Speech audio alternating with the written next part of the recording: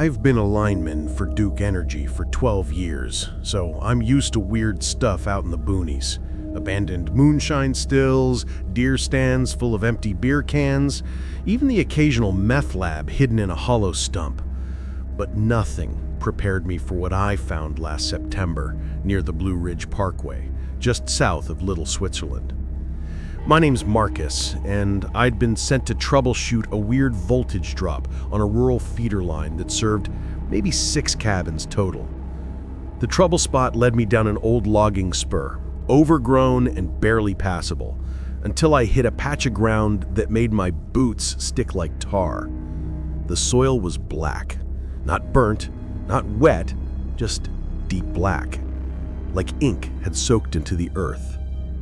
And scattered around it, syringes, cap still on, torn gauze, a broken IV bag half melted into the dirt, and a plastic wristband with smudged letters that just read, "Patient Male 1003.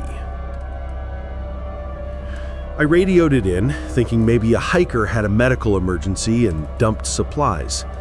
But as I knelt to check the wristband, I heard rustling in the rhododendron thicket behind me. Wet, frantic, like something wounded was dragging itself through the brush.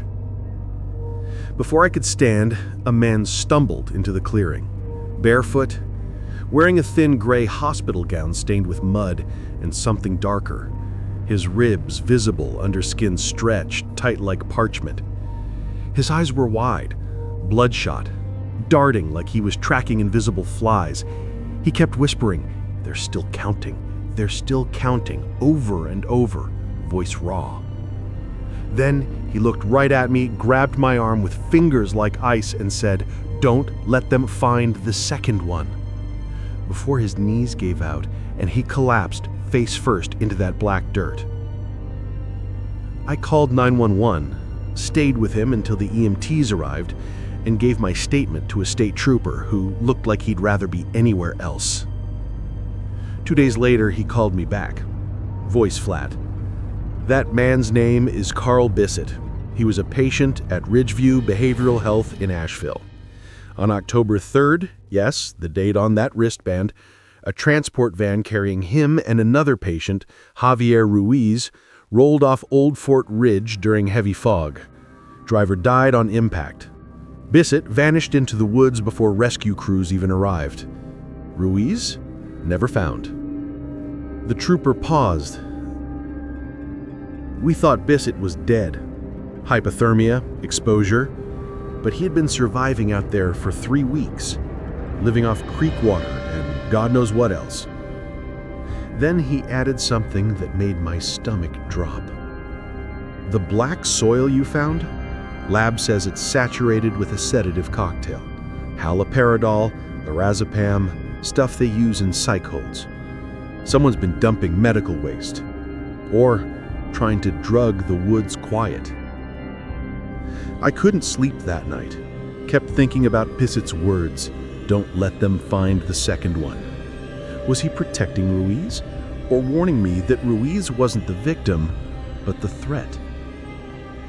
I drove back up that spur road the next morning, just to see. The black patch was gone, cordoned off, probably hauled away as biohazard. But near the tree line, half hidden under ferns, I found a single hospital slipper, size 12, caked in dried mud, and beside it, carved into a birch trunk, were 3 tally marks, deep, deliberate, like someone had been counting days or people. I never saw Bissett again. Heard he was transferred to a maximum security psychiatric facility in Morgantown, still muttering about the counter and refusing to say Ruiz's name. The search for the second patient was called off after 6 weeks, officially listed as presumed deceased due to environmental exposure. But last winter, a hunter near Blackstock Mountain reported finding a makeshift shelter in a rock overhang. Walls lined with pine boughs, a ring of stones for a fire, and tied to a branch above it, a frayed hospital gown sleeve with the name Javier stitched in red thread. No body, no footprints leading away. Just that sleeve, fluttering in the wind like a flag. I still service that feeder line, but I don't go alone anymore. And I always check the ground before I step, just in case the soil looks too dark, too wrong. Sometimes, late at night, I wonder if Ruiz is still out there hiding, healing, or hunting. Or if he's the one who's been leaving those tally marks, counting the days until someone comes looking, or counting the people who've seen too much. I'll never know. But if you're ever up in those North Carolina ridges and you find medical trash in the woods, don't touch it. Don't even look too close. Just turn around, walk back to your truck, and drive. Because some patients don't need a hospital to survive. They just need the mountains to keep their secrets. Story 2. Back in the fall of 2019, I was working as a seasonal forest ranger out of the Jefferson National Forest District in Western Virginia. I just turned 32, living alone in a rented cabin near Blacksburg. And honestly, I was trying to outrun some stuff of my own. Divorce papers, a dead-end feeling, you know how it is. My shifts usually ran dusk till dawn, patrolling backcountry roads in my beat-up Ford Ranger, mostly checking for illegal campfires or lost hikers. That night was colder than usual for October. The kind of cold that seeps through your jacket, makes your knuckles ache on the steering wheel. The trees were half bare, their branches scratching at the sky like bony fingers under a thin sliver of moon. I was heading back toward the ranger station around 2 a.m. after checking a trailhead near Salt Pond Mountain when I saw him just lying there in the middle of Route 629, flat on his back like he'd been dropped from the sky. No car, no backpack, nothing. At first I thought he was dead. I slowed to a stop about 20 yards away, headlights pinned on him, heart hammering in my chest. Then, real slow, like a puppet with tangled strings, he sat up. His neck cracked audibly as he turned his head toward my truck. Even from that distance, I could see his face, sunken, grayish like he hadn't eaten in weeks. His eyes weren't just tired, they were hollow, like two holes punched through into nothing. And the way he stood, it wasn't natural. His spine curved forward too much, arms hanging stiff like he'd forgotten how to bend his elbows. I didn't get out of the truck. Something in my gut screamed not to. I rolled down the window just enough to call out, "You okay, sir? Need help?" He didn't answer, just kept staring, lips parted like he was breathing through his mouth. But I swear I didn't see his chest move. Then he took a step, no, more like a lurch, toward my vehicle. His boots dragged through the gravel like they were filled with wet sand. That's when I noticed his clothes. A faded olive drab jacket torn at the shoulder, and pants that looked like they'd been slept in for days. Mud caked his knees, but the road was dry. And his hands, they were trembling, but not from the cold. It was like his nerves were firing wrong, like his body wasn't fully his anymore. I hit the gas before he got any closer, tires spitting gravel, and didn't stop until I was back at the station. I filed a report the next morning, standard procedure, but the dispatcher just gave me this tired look and said, "No missing persons in that sector and no vehicle matches." They sent a team out at dawn. Nothing. No footprints leading into the woods, no signs of a struggle, not even a cigarette butt. I kept replaying it in my head, trying to convince myself I'd misread the scene. Maybe he was just a hiker who passed out. But no one passes out in the middle of a forest road and stands up like that. For weeks, I checked the local news, the sheriff's blotter, even called hospitals under fake pretenses. Silence. Then about 3 weeks later, a missing persons bulletin popped up on the Virginia DPS feed. James R. Collier, 41, Army veteran, last seen near Dismal Creek Trail. The photo showed a gaunt man with deep-set eyes and a scar above his left brow. The same scar I'd seen under the glare of my headlights. I drove back to that stretch of road the same night I saw the bulletin. Not smart, I know, but I needed to see if anything had changed, if maybe I'd missed a clue. The air was thick with fog this time, clinging to the pines like wet wool. I parked where I had before and walked slowly toward the spot. That's when I saw it, half buried in the ditch, wrapped in mildewy canvas, a military duffel bag. Inside were dog tags, a waterlogged journal, and a photo of James with a woman and a little girl, all smiling on a porch I recognized from the bulletin. The journal's last entry read, "They're not letting me leave.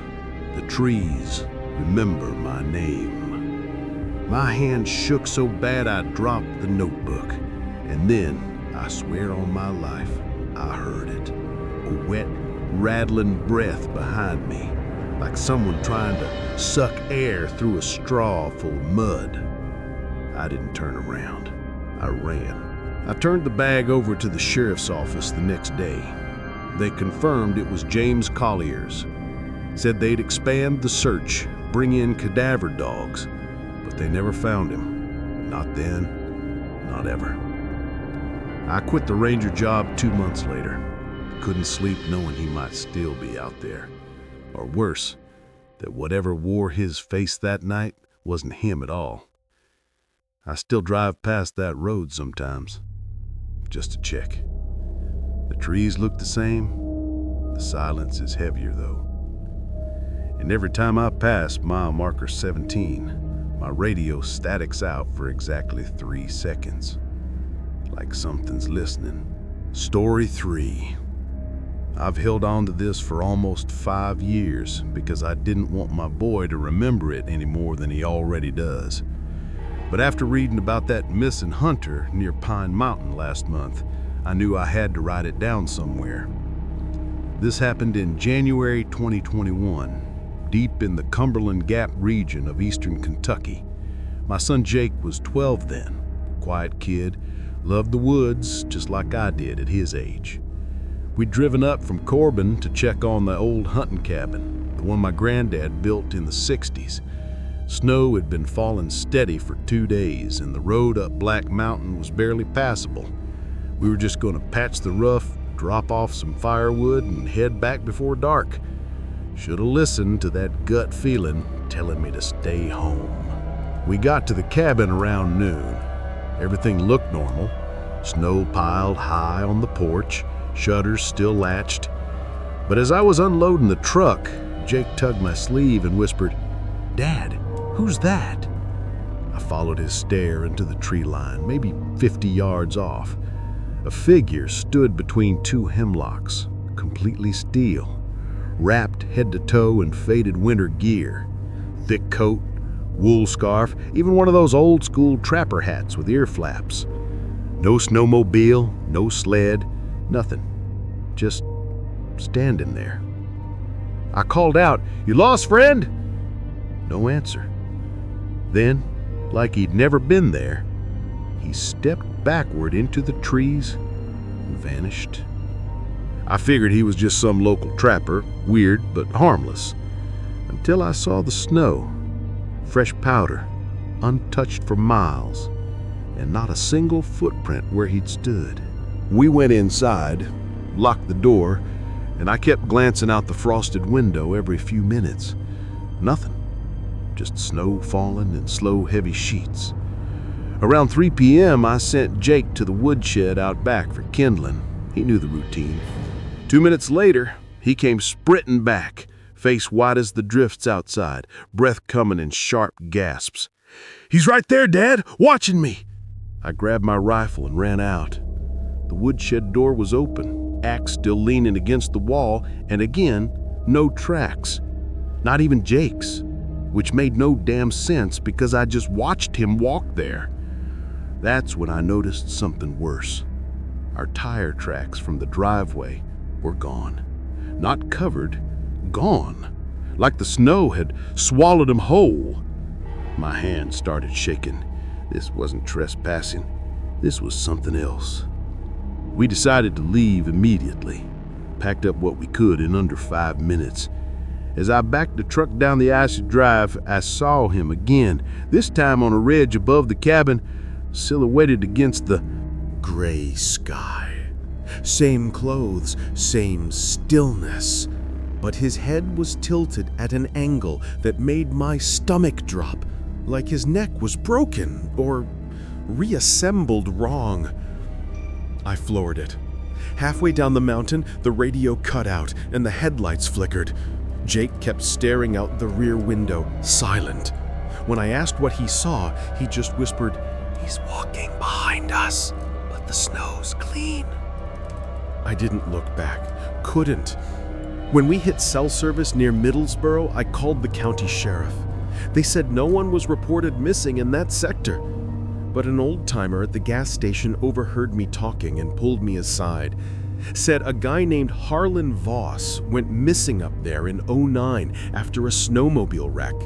Said Harlan ate his buddy to survive. And when rescuers finally found the camp, the buddy's bones were stacked like firewood. Said Harlan's still up there, hungry, hollow, and stealing from anyone dumb enough to wander into his woods. I didn't sleep for 3 nights after that. Every creak in the house sounded like a boot on snow. Jake started wetting the bed again, something he hadn't done since he was 7. I called the Kentucky Fish and Wildlife office, showed them photos of the cabin, the clean snow, even played them the shaky video Jake took on his phone. Just trees and silence, but you can hear him breathing, fast and scared. They thanked me politely and filed it under unverified sighting. But I knew, and so did the locals. A week later, I drove back alone, just to prove to myself it was all in my head. The cabin was ransacked, not broken into, emptied. All our stored food, the lantern, even the blankets, gone. But the weirdest part? On the kitchen table, laid out neat like a place setting, were 2 clean tin cups and a single deer bone, scraped white, split open at the marrow. We never went back. Sold the cabin to a logging company last year for way less than it was worth. Sometimes, when it snows hard, I still check the backyard at 3 a.m. just to make sure nothing's standing at the tree line. Jake is 16 now. He doesn't talk about it, but I caught him last winter taping salt lines across his bedroom window, something he saw in an old Appalachian folk video. I didn't ask why. I just added more locks to the doors. Because here's the thing they don't tell you about the mountains. Some hungers don't die. They just learn to wait. And they remember who left supplies behind. Story 4. I don't even know if anyone will believe this, but I need to put it somewhere before I start doubting my own sanity. This happened 3 nights ago on Route 219 near Droop Mountain, West Virginia. I was just driving home from a late shift in Lewisburg, tired, coffee gone cold, GPS on autopilot. My name's Marcus. I'm 29, work as a line cook, and I swear I hadn't touched a drop of alcohol or anything else. Around 11:47 p.m., my phone's navigation suddenly rerouted me off the main road onto this narrow, unmarked gravel stretch I'd never seen before. No warning, no recalculating, just a calm voice saying, "In 200 feet, turn right onto Old Hemlock View." I figured it was a glitch, but by the time I realized there were no street signs, no houses, just pines closing in like walls, it was too late. The road dead-ended at a crumbling overlook with a rusted guardrail and a view of nothing but black treetops. I put the car in park, frustrated, and pulled out my phone to reset the GPS. That's when I saw him. Standing at the edge of the tree line, maybe 30 feet away, tall, way too tall, like 7 feet, with shoulders hunched forward like he was folding himself to fit under the sky. His hair was matted with leaves, coat hanging off him like it belonged to someone twice his size, but it was his face that froze me. sunken cheeks, cracked lips, and eyes that didn't reflect the headlights, just two dark pits. I rolled down my window, ready to yell, "You live out here?" But before I could speak, he opened his mouth and said in a voice that was mine, same pitch, same Tired rasp I hear every morning in the mirror. Run. Not loud, not angry, just a whisper, like he was warning me from inside my own head. I slammed the door shut and locked it so hard the whole car shook. My hands were slick on the wheel, heart slamming against my ribs like it wanted out. I checked the rear view, empty. Checked the side mirrors, nothing. But when I looked back at the overlook, he was gone. Not walking away, gone, like he'd never been there. I threw the car in reverse and peeled back down that gravel road, tires spitting rock, eyes darting between the road and the trees. Halfway down, my phone buzzed. A notification from my navigation app. Route complete. You have arrived. I hadn't even moved from the spot yet. That's when I noticed. The GPS hadn't rerouted me at all. My original route was still highlighted. The turn onto Old Hemlock View? It wasn't on any map. Not Google, not Apple, not even Forest Service records. It was like the road only existed for me that night. I drove straight to the Pocahontas County Sheriff's Office.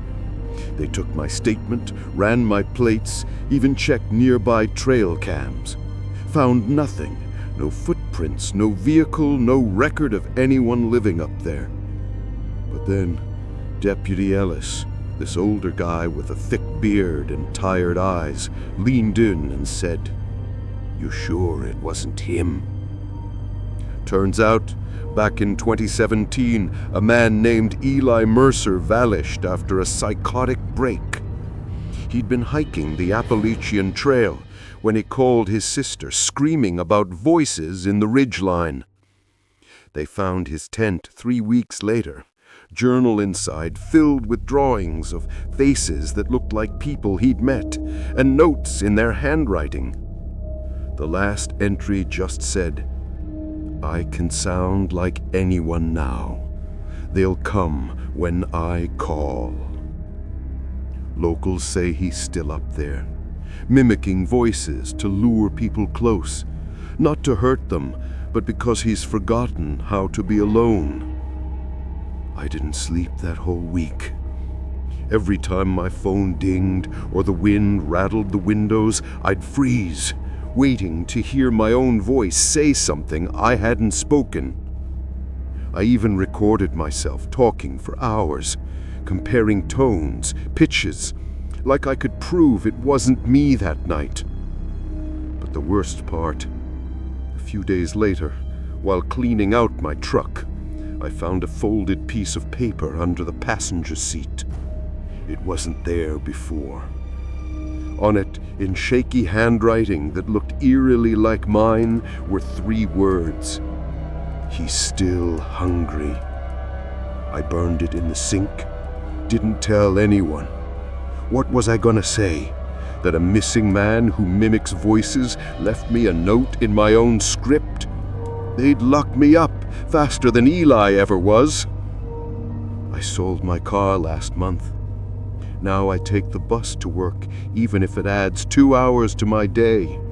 I avoid GPS entirely, paper maps only, and I stick to main roads. But sometimes, late at night, when the heater clicks off, I swear I hear it again. My voice, soft and urgent, coming from somewhere just outside the window. "Run!" And the terrifying thing? Part of me wants to obey. Not because I'm scared of him, but because I'm starting to wonder if he's trying to save me from something worse. Something that's still up there, listening and learning how to sound like you.